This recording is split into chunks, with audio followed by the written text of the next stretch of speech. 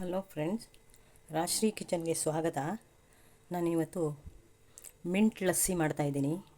ಇದು ಯಾರೂ ಮಾಡಿರಲ್ಲ. ತುಂಬ ಚೆನ್ನಾಗಿರುತ್ತೆ ಕುಡಿಯೋದಕ್ಕೆ.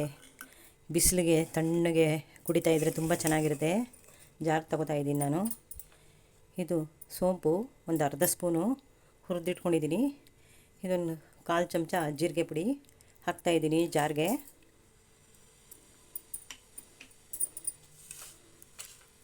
ಒಂದು ಅರ್ಧ ಇಂಚಷ್ಟು ಶುಂಠಿ, ಒಂದು 10 ಎಲೆ ಪುದೀನ, ಮಿಂಟು,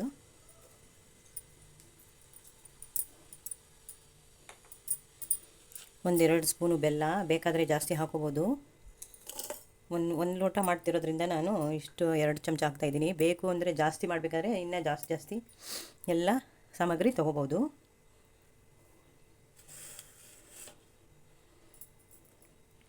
ಮೊಸರು ಹಾಕ್ತಾಯಿದ್ದೀನಿ.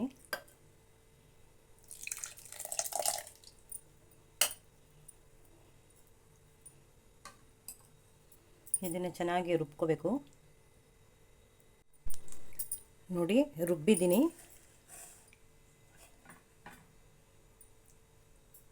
ಪುದೀನ ಹಾಕಿರೋದ್ರಿಂದ ಸ್ವಲ್ಪ ಕಲರ್ ಚೇಂಜ್ ಬರುತ್ತೆ.